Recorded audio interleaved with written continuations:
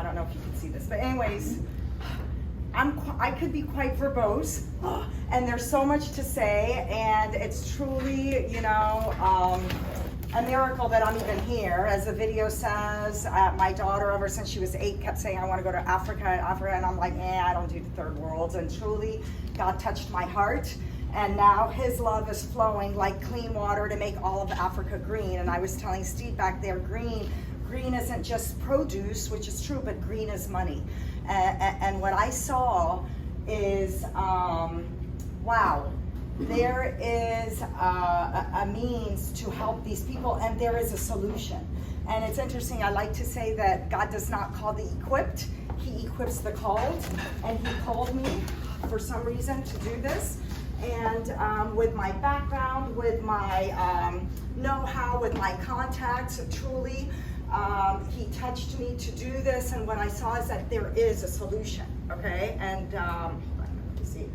Okay, so basically, I think, okay, so I think we all know these numbers, they're up there. How many people in Africa, you know, drink water that is infested with poop? Holy cow. I mean, it's like in this day and age, it blows my mind, and that is what's unbelievable. I'm gonna go quick because I don't want to really bore you. And of course, people walk for hours and hours. I was just there a few months ago, and you know what's so interesting? You find one hole of water that they walk forever and ever and ever to. And guess what? That hole of water is the same hole of water that the animals go to. So we were talking to this guy. He had 3 maimed fingers out of his hand, and he was telling us a story where he hears this woman who's there, and a hyena comes, attacks her. He hears her screaming. Of course, he goes, helps her, and with his maimed hands, you know, I mean, it's amazing that here in the United States, the thought of that is like crazy, but this is reality in Africa, and that's why I never wanted to go. You know, and to tell you the background, as I said, I would just kind of give the money and then look the other way and say, oh, it's being helped. Well, what I did, and my husband would be so upset at me, he's like, no, you're enabling dependency. These people need to work. These people need to have a reason why you're giving it to them. There's got to have incentives. The more you give people, what happens is that you're enabling dependency. And that's where this whole, you know, God really has put a marriage made in heaven with Israeli technology. Lord, I've got to talk to you about your Israel trip, because I'm truly, Israel has flowered the desert. It's amazing. And anyways, I'm sorry, I'm jumping up ahead. Okay, so I'm going to try to stick to it. We identify a village, and this is what I say. We, who is we? I found out that, guess what? Israel has solved the problem of water. Okay, I want to tell you, Israel, as I said, has flowered the desert.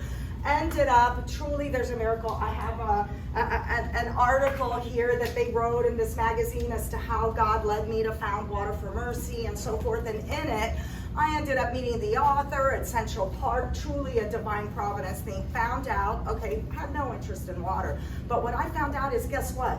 Israel has found the solution. And so I found out and realized why reinvent the wheel. I have a business background, and it's like, I would never imagine, you know, inventing or writing my own iPhone. Why would I even think I could solve the water problem? You work with people that are doing the amazing things. So what I found out about Israel is not only do we have a means, we have a permanent solution. So I teamed up with them, truly. Originally, when I talked to them, they said no. Anyways, but through miracles, ended up founding Water for Mercy, which is really using Israeli technology. And I don't know if you guys could even see this. I know it's kind of like a little faded, but what you find out is there is water. There is water in Africa. You just need to get to it. Sometimes some of our projects, we go down over 450 feet. You go down to hit the aquifer. And guess what? Once you hit the aquifer, you have clean, sweet water. No need to purify it. You have clean water. So that's the beauty of it. Above and beyond, we work with the villagers. We drill to the aquifer. We work with them. They drill the trenches. Here, I think you might see better on here. We have meetings where we have our boots on the ground. And this is the thing about it being successful.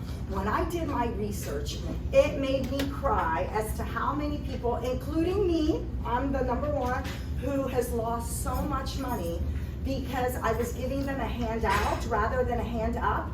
I was talking to a person who had taken his youth group from church 5 years in a row. He goes, 5 years in a row, I would get donations. He goes, we would raise $18,000 each pop. We would go and we would feel great. We would build them this rickety, rain barrel system, whatever, and we'd walk away, and guess what? Within 2 months, it's broken. Everybody picks apart and salvages the parts, and then he goes, and then we go back, and then the next year do the same project. 5 years in a row. How much money is that? Like, hello. So what you realize is that that's stupid. I mean, you don't have to have an MBA to realize that is not optimal.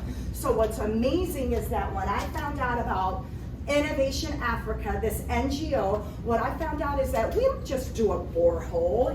I'm African, I know. You hire someone to do a borehole, guess what? They're gonna get your money, they're gonna drill, and they're like, oh wow, you want to hit water? Oh wait, that's more money. I'm sorry, that's just the way it is. So the beauty of Innovation Africa is that we have boots on the ground. We have over 10 countries that Innovation Africa has projects in, and we work with locals, and we work with the community. This becomes their project.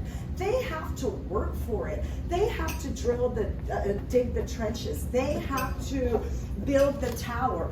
We work with them to say, okay, wait a minute, Scott, you're gonna be the one who's gonna guard the tower at night. How many times a day are we going to turn on the water? Where are all the distribution points gonna go for our taps of water? And guess what? How much are we gonna charge for the water? Wow, Richard here is really in a poor family. They can't afford it. We're only gonna charge him a penny a bucket. But guess what? We're gonna charge Stephen there 50 cents a bucket. It's so again, it's just a matter of, this is their project. When I go there, let me tell you, they're so proud to give me their ledgers, and they've got accounts and balances, okay? So what do? Once we have this, we harness, guess what? The same thing that is providing the sun and is making them thirsty is the same thing that we do, is that we harness solar. So again, Israeli technology, the rock stars in the world, okay? So we use solar panels. Again, we work with the villagers, we build this, and then you can't really see this, but we have these opportunities where we have donors, and after talking to Ward and Stephen about the potential of how you guys could assist in maybe getting corporate involved, wow, I would love you to maybe consider adopting a village, because guess what, when we have villages, or adopt a village, you cannot imagine, okay, these people are drinking this, okay, and I mean, it looks like pond scum, but it's actually my green tea, okay, so I'm just saying, okay, but seriously, they're drinking this. They have never seen in their lives clean water that flows. Amazing. They have never seen that. So the fact when we hit water, you're talking about all days of celebration. They go there and they're like kissing you. They're like, thank you, thank you. I'm like, no, you need to thank God, because this is God. It's through God, by touching more hearts to help and provide a permanent solution. Guess what? We are able to turn on the taps for them, and I'd love you to experience this, and God's perfect timing. That would be amazing, amazing, amazing. But anyway, so then the villagers turn on the taps, and they feel proud about it because they were involved in it. They weren't given a handout. They were motivated to make this happen. So then, once they have water, and this is the beautiful thing, remote monitoring system. I have to tell you, I love it, and I know I shouldn't be saying this, but I love saying the statement, Big Brother's always watching. This is the beauty of the Israeli technology. This is the beauty of the reason why every single one of our projects is 100% successful forever and ever and ever, perpetuity for life, for generations to come. We've got, and it's way down here, and it's way up here. We have a remote monitoring system. I have it on my phone. I push a button. Boom. I could see how much solar energy is being utilized per project. I could see how much water is being pumped. And I want to tell you, boom, if something doesn't work, we know about it before They do, and then our boots on the ground go with them. And I have to tell you, and I don't want to digress, but this is when you realize that it is very important to have these protocols in. It just so happened I was going to visit one of our villages, and I was due to be there at 9 in the morning, and they had been good stewards of their water for like 9 months, so we were talking to them about the next phase, which I'll talk about in a minute, which is drip irrigation for farming. So I show up at 9 and talk about embarrassing. I didn't realize till I got there that at 5 that morning, Israel, our engineers, boom, got an alert, boom, boom, boom, something stopped working. You know, there's no water being pumped, there's no energy. It's like, boom, something happened. So immediately by 7 a.m., our engineers show up and they are trying to figure out why isn't it working, blah, blah, blah. Realize one solar panel was missing. Well, guess what happened? We have protocols there, and protocols aren't there just to, you know, waste paper. They're there for a reason. So the protocol is that if you're the one guarding the tower at night and you're sick, guess what? You need to talk and get your backup to guard the tower in your place. Well, this guy's been guarding it, and he's like, no, isn't it? He got sick. Guess what? Didn't get someone to cover him. Boom. Stolen, little panel, made everything not work. Talk about embarrassing. Well, guess what? They're paying it. They are paying for the replacement panel out of their kitty. This holds them accountable. This makes it their project. This makes them have incentives that this has to be succeeding. It's not like, oh, this is like the Gazuntas project. That's like the word, the Swahili word for foreigner or white people. It's like, that's like their project. Give us more, give us more. And that is what we are not doing. We are not enabling a handout. We are enabling accountability. So anyway, so this is the reason why we've gotten the United Nations. I went up there a couple of years ago, and I was there with UNGA, and we're working with Ethiopia, and this is the reason why every single thing is 100% successful all the time. And otherwise, whatever money you donate, guess what? It ends up being a cost rather than an investment. And that's what I truly learned, is what I was doing in the past is I was giving my money away rather than having a means of accountability as to it being utilized properly. Sorry. And then phase 2, when we see that they're motivated, they're good stewards of the water, guess what we bring in? Drip irrigation. If you can imagine, and again, this was developed in Israel, and if you can imagine, those of you who don't know what drip irrigation is, imagine like a hose, and there's like a tiny little pinprick, okay? Well, that tiny little pinprick is, that little tiny drop of water goes straight to the root. So there's no runoff. You know, like we have our projects where in the pipes for the drip irrigation, that is how we give any nutrients to the plants. So it's an optimal solution where you use the minimal amount of water, but it is put precisely to the plant so that it grows optimally. I was telling someone earlier that, you know, I didn't realize this, that plants are like people. Give them too much water, it's not good. Give them too little water, it's not good. Give them just the right amount, boom, they thrive. Just like, you know, so again, this is what you learn, and this is what Israel has really perfected in the world. So then we bring in drip irrigation, and then guess what? They are growing. And I want to say, with the drip irrigation and with the working with Israel, it's not just the drip irrigation about the water, it's also the know-how. We start with the soil, with the seed. And this is when I realized, like, wow, I saw it with my own eyes. I was at Hebrew University when I was there a few years ago, and I saw a tomato plant that we might just grow here in the United States might yield 20, 25 fruit at the most. In the Israeli way, this technology, this methodology, that same plant now yields about 120 tomatoes. So now you're talking about these tomatoes are nutritious. And this is why I was up at the United Nations. With this agriculture, we're working with Ethiopia. It's called the Sakota declaration where we are able to eliminate childhood stunting, blindness in the eyes by growing food. Did you know we're supposed to eat the rainbow? Okay, the rainbow, we are supposed to eat every color. For us to grow and thrive and our brains develop well, we are supposed to strive for eating the rainbow. So what we're realizing is that, again, starting with good soil, good seeds, we're feeding these children, so now they're getting nutrition, but above and beyond that, they're making so much money because of the technology and the fact that they can sell, the produce ends up being optimal that everybody wants to pay at market.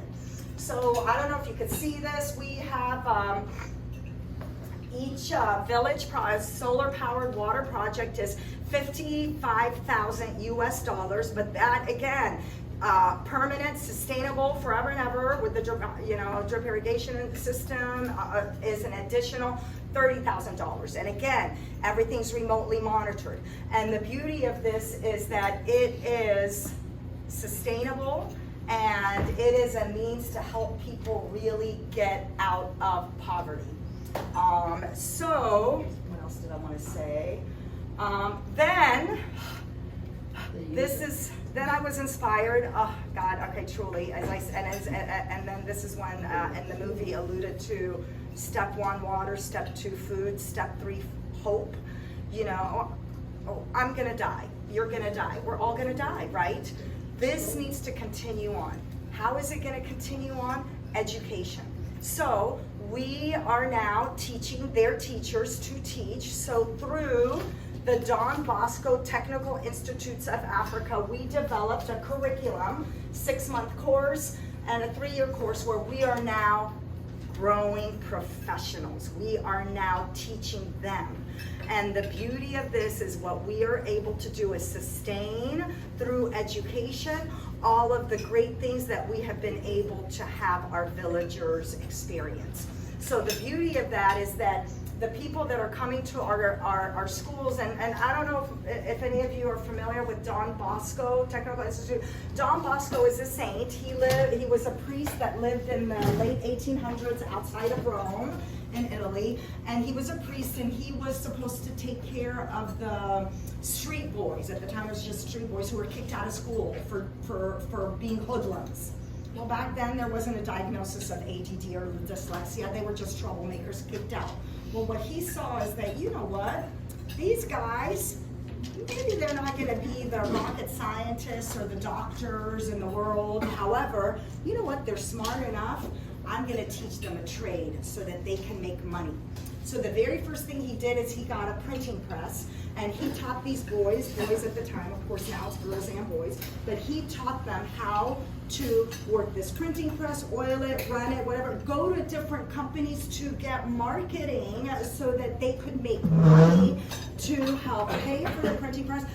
They ended up having 3, 4, 5 more printing presses, and it was the infrastructure, because he said, what is the point of teaching someone a trade if they are going to be a starving artist? They need to have work. So this is the infrastructure of Don Bosco.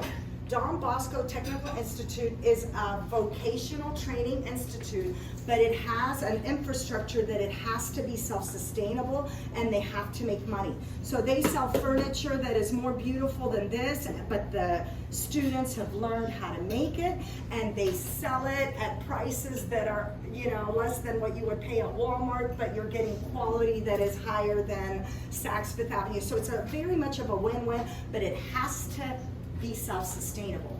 So there are 106 TVETs, which are Technical Vocational Educational Training Center, throughout 36 countries in Africa. So the infrastructure is there, and look at how God works. In Dodoma, which is where my first ATEC is, found out that is Don Bosco's Teachers Training Center. So this is where they teach all of the teachers to farm out. And then what's beautiful is because of their infrastructure, they all work together and help each other, so that if this this technical institute has solar, and then the one over there in Kenya wants solar, then that school in Tanzania will go to the one in Kenya and install it. You know, it's all very organic in a sense where it all works together, and it's a very sustainable system, and it's all about being sustainable forever and ever. So we set up this ATEC so that we can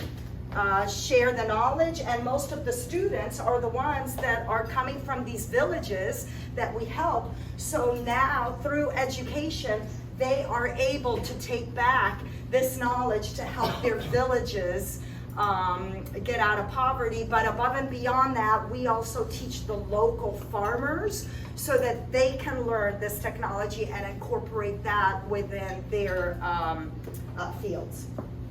Okay, sorry, and then of course we can, scale up just because we have that great infrastructure of the Don Bosco, of the NGOs from Israel, and we're all now working together. Nobody has ever done what we're doing ever in the world, and we've got the Ministry of Foreign Affairs in Israel that has partnered with us to help us expand these ATECs, and we are in the process of opening one in Kenya right now. So it's all, and we have impact investment, opportunity, and so forth. So now, the ATEC, the Agricultural Center, I always say it's kind of like my field of dreams. I knew I had to build it and they will come. I cashed out my IRAs, my CD, and all this because I knew I had to build it and they will come. And then, of course, they came, but now I have to match funds and I need to raise funds. So Israel won't give you money unless you promise to meet them. So right now we're in the process of, we've got a lot of organizations that have realized that what we're doing is really self-sustainable and is permanent. So right now it's all about building a relationship and spreading the word out, and to say that we are a sustainable solution, that this is a means for us to really build on a good solid ground and it to really help all of Africa, so forth. So what am I asking you guys? As a club, consider a donation maybe. And then after talking to Ward and Steve back there before you left, I'm like, wow, you guys have potential to make even more. But whatever's in your heart, I even have these cards that kind of shows you, and I think it's right here, different tiers. Oops, I guess it didn't come up. Different tiers of giving. It's just more of a general idea. Yes? Who does your main funding? Funding, Yeah, people who I've touched their hearts. I've kind of tapped out all my friends. It's like, oh, are they gonna answer the phone when I call again? But no, honestly, it's been people who have learned about what we're doing, and they realize that go on our website, see, it definitely is an impact. It makes a huge difference when you see that your money can really give someone a hand up rather than a hand out. Yes, sir. Have you talked to Rotary International? No, as a matter of fact, I was telling Ward, and isn't that interesting? He sent me these articles, and after talking to Steve, we were saying that, with projects, and this is what opened my eyes, is how much money is being wasted because you guys are contracting with a local contractor. No. Rotary has similar projects to this in South America and Africa and other places. And it's one of the 4 areas of service that they've adopted as is educational literacy.